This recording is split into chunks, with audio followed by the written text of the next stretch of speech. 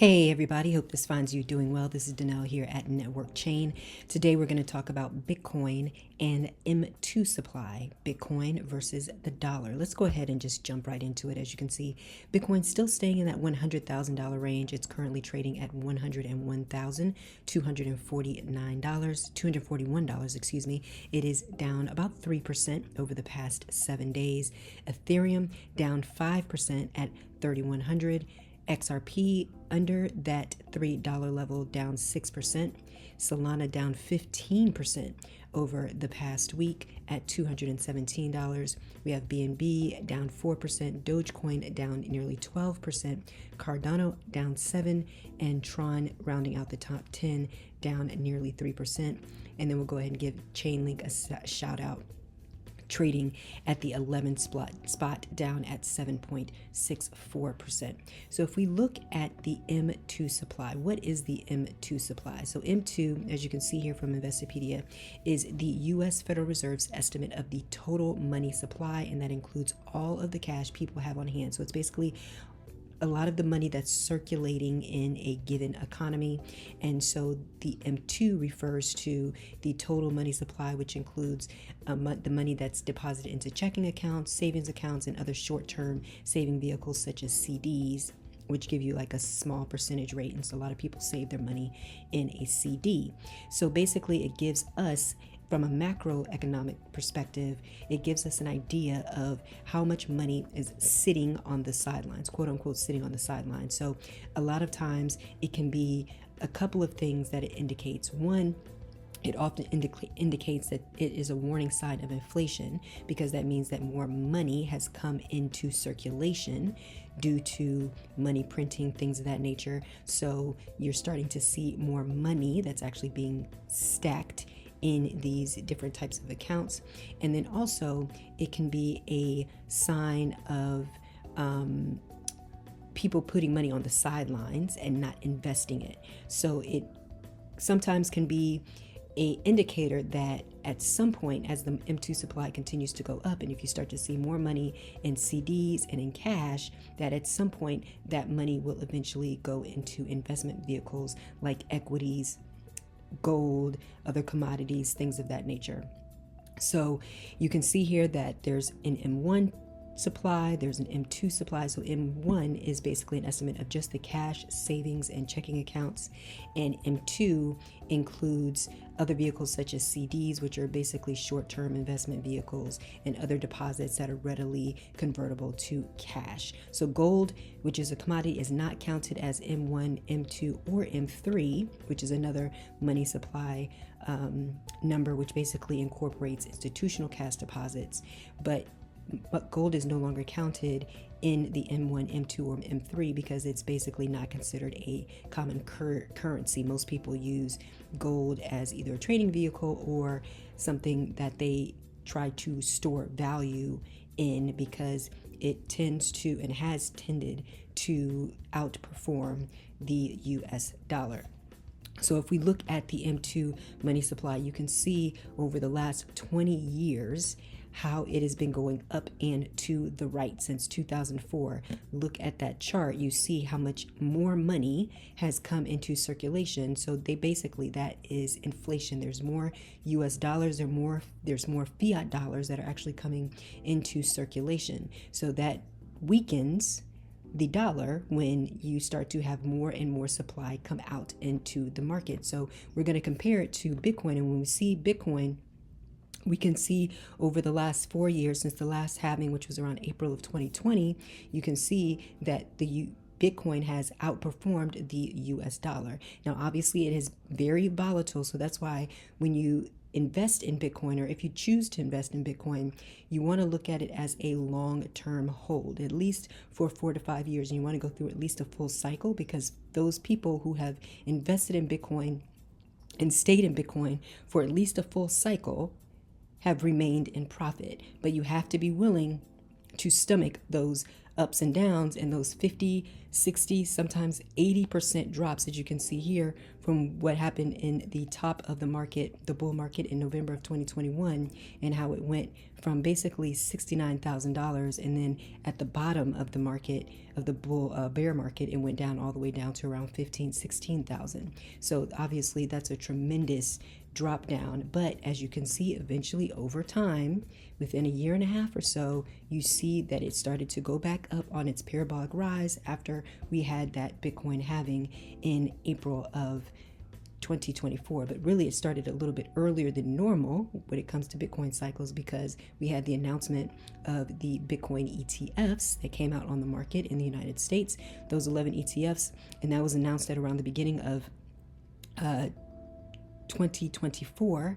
So you can see that we started to see that rise up from January, and then once that was announced, you see that Bitcoin started to go on its run up, and now we're in that $100,000 range. So we looks like we're starting in this accumulation phase. We'll see if it will stay as long as what we had, and we've talked about this in several videos about how we had this accumulation phase here, and it's basically like a stair step.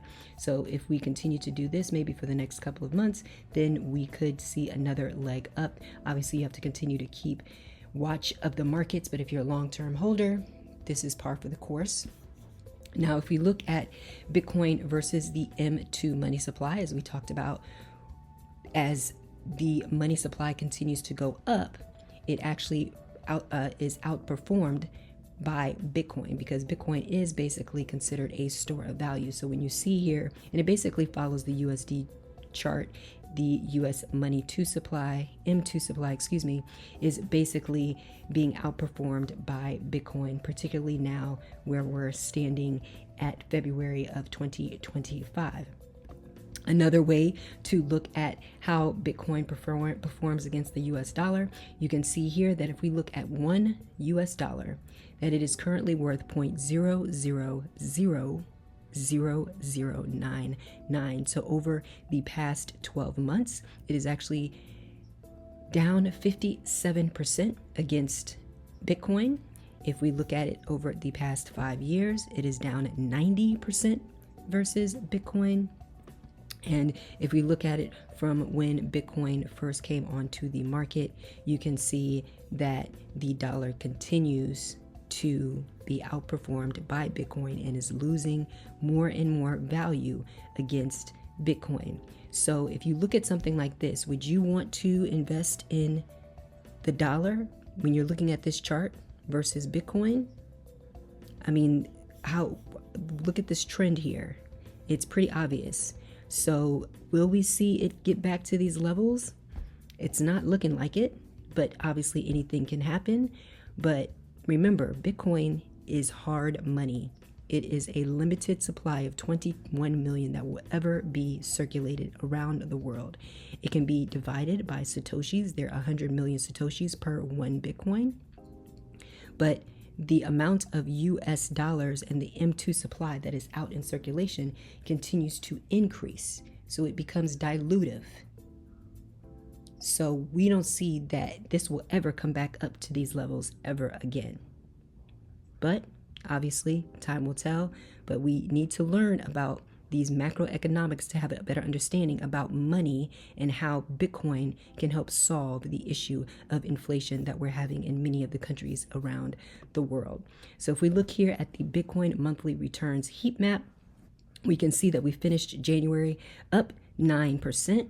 And so we're starting off February with a little bit of a dip, but we should see potentially some green months over these next several months. Obviously, we cannot predict the future, but if we go on trend, when you look at 2021, which was the bull market year, usually it starts that year of the halving, which was 2020. We had the last halving in 2024. We tend to see some green, lots of green, and you can see these dark green months in the year of the halving. So we shall see if we will have some of those dark green months the year after the halving. If we stay on trend as to what happened in the last cycle, then we should have a few months, if not more than a few months of green, and if not a little bit darker green months going into 2025. So we shall see and keep you posted on that. So another thing that we wanted to show you is related to the demand, and we continue to talk about the demand that's coming into the Bitcoin space. And we're seeing that United States are beginning to look into building a strategic Bitcoin reserve. So it's not just about holding commodities like gold and oil. Now we're seeing that state treasuries are considering investing into Bitcoin. So currently on this chart, there's about 13 states that currently have proposals out on the state's floor to go through the process of potentially getting passed, so then they can start investing in Bitcoin. But it does take a lot of effort and a lot of time, because you have a few steps that you have to go through before these laws are passed and made into law in a particular state. So you can see here kind of where we're at with some of the different states that have already initiated proposals. So definitely we'll keep you posted on what's going on there. And just a reminder that the demand continues to grow for a commodity that is a finite asset. You can see here there's 156 entities holding Bitcoin. There's about 3 million Bitcoin that are currently in the treasuries from those entities, which includes governments as well as private companies, the ETFs, and public companies. So it's still the commodity of the people. There's approximately 19 million Bitcoin currently out in circulation. So that leaves us with around 16 million that are still in the hands of retail. And a lot of those folks who have those Bitcoin are not going to be selling anytime soon. So continue to learn as much as you can about this fascinating and burgeoning asset class. We'll try to do our best to bring you as much information as possible. Make sure to connect with us on X as well as IG. Thank you so much for watching. We appreciate you. In the meantime, take care. Bye-bye.